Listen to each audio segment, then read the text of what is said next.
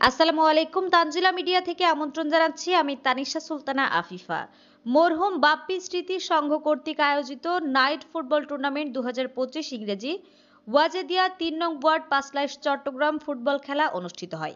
এ সময় প্রধান অতিথি হিসেবে উপস্থিত ছিলেন বাইজিদ বোস্তামি থানা বিএনপির প্রভাবশালী নেতা, পাঁচলাইশ ৩ নম্বর ওয়ার্ড ছাত্রদলের সাবেক সফল সভাপতি মোহাম্মদ ইসমাইল, পাঁচলাইশ ৩ নং ওয়ার্ড বিএনপির সাবেক সফল সাধারণ সম্পাদক মোহাম্মদ শামসুল আলম, পাঁচলাইশ ৩ নং ওয়ার্ড বিএনপির সাবেক ছাত্র বিষয়ক সম্পাদক মোহাম্মদ সোলেমান বাদশাহ, বাইজিদ বোস্তামি থানা বিএনপির সাবেক সহ সাংগঠনিক সম্পাদক আ.জ.ম নাজির, পাঁচলাইশ ৩ নং ওয়ার্ড ছাত্রদলের সাবেক সাধারণ সম্পাদক বিএনপি নেতা মোহাম্মদ মহিউদ্দিন জুয়েল, বাইজিদ বোস্তামি থানা বিএনপির সাবেক বন ও পরিবেশ সম্পাদক মোহাম্মদ আব্দুর রহিম, বিএনপি নেতা দিদারুল আলম, বিএনপি নেতা মোহাম্মদ ইব্রাহিম, বিএনপি নেতা ইব্রাহিম হোসেন পুতুল।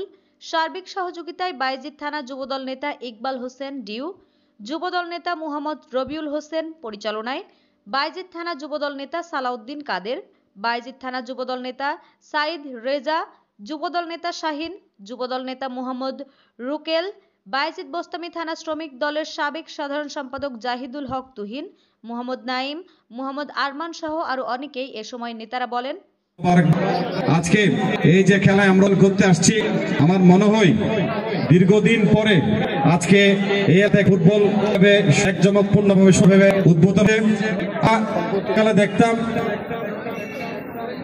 বিভিন্ন পাড়ায় তারা বিলের মধ্যে, খালের মধ্যে, মাঠের মধ্যে যেভাবে খেলতো, আজকে কিন্তু এই মাঠের অভাব, আমাদের ছেলেদের যে মন মানসিকতা, আজকে মাঠ না থাকার কারণে আজকে তারা ডাইভে অন্য চলে যাচ্ছে, যার ফলশ্রুতিতে আজকে আমরা তোমার যারা রয়েছে, যে কিছুক্ষণ আগে বক্তারা বলেছে, বিভিন্ন মাদকের সাথে, বিভিন্ন সন্ত্রাস চাঁদাবাজির সাথে, বিভিন্ন অনৈতিক কাজে, বিভিন্ন অপকর্মের সাথে আজকে তারা জড়িয়ে পড়ছে। তার একটি মাত্র কারণ, তারা আজকে কোনো স্পেস পাচ্ছে না কাজ করার।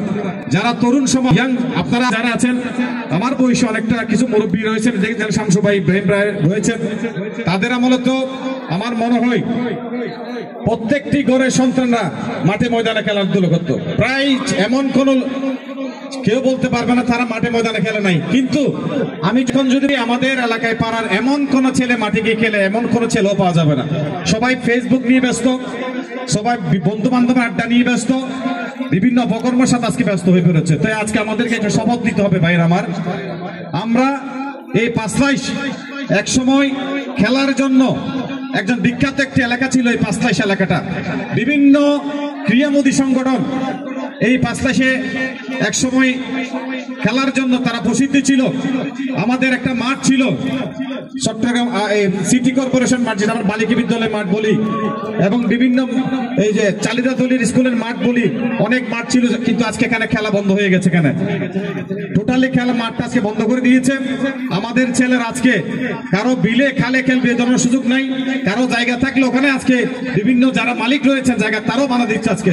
তো আমাদের সন্তানরা কোথায় খেলবে, কোথায় যাবে আজকে তারা?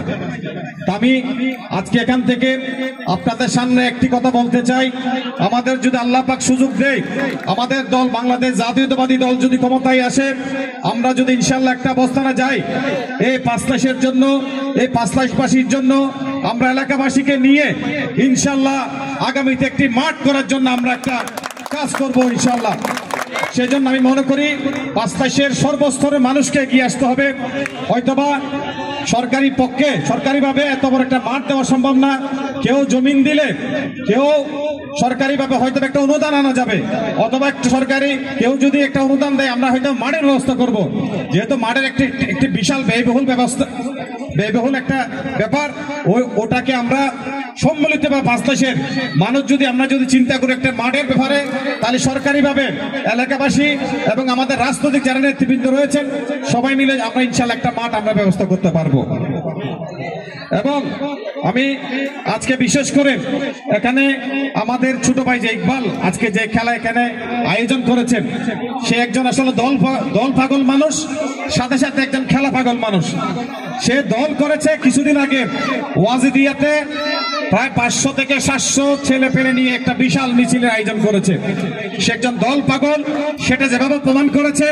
সে যে আজকে খেলা পাগল, সে যে আজকে একটা বড় একটা খেলার আয়োজন করে সেটা প্রমাণ করে দিয়েছে। সে একজন ক্রীড়ামোদী, খেলার মধ্যে সে খেলাকে সেই এই বাংলাদেশ জাতীয়তাবাদী দলের সাথে সাথে আমাদের দলের যে ভিশন, তারেক জিয়ার যে ভিশন আমাদের তরুণ সমাজের জন্য, সে ভিশনকে নেওয়ার জন্য তারেক সাহেবের যে নির্দেশনা, সেই নির্দেশনাকে আজকে আমাদের ডিউ ভাই বাস্তবায়ন করছে বলে আমি মনে করি। সেই জন্য সবাইকে একটু করতালির মাধ্যমে ডিউ ভাইয়ের জন্য, আমার ছোট ভাইয়ের জন্য একটু করতালির মাধ্যমে আন্তরিক অভিনন্দন জানাচ্ছি। ডিউ ভাইয়ের আমার আজকে এখানে আসলে খেলার জন্য উদ্গ্রীব হয়েছেন।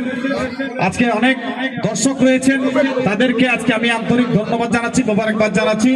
এবং যে বাপ্পি স্মৃতি নাম দিয়ে আজকে এখানে একটা খেলা হচ্ছে, আমি ওই মরহুমের জন্য আল্লাহর দরবারে ফরিয়াদ কামনা করছি, আল্লাহ যেন তাকে জান্নাতের সর্বোচ্চ স্থান জান্নাতুল ফেরদৌস নসিব করেন।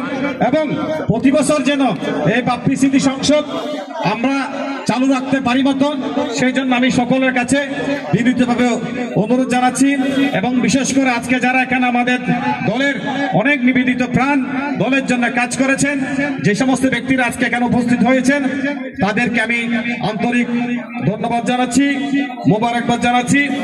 সাথে সাথে সামনে আগামীতে এই সমাজকে সন্ত্রাস, চাঁদাবাজ, নৈরাজ্য, মাদকের বিরুদ্ধে যেই সমাজ গঠন করার জন্য আমরা কাজ করছি, ওটাকে আরো ব্যাপকভাবে আমরা কাজ করার সুযোগ করার জন্য পাঁচতাশের সর্বস্তরের জনসাধারণকে আমি উদাত্ত আহ্বান জানাচ্ছি।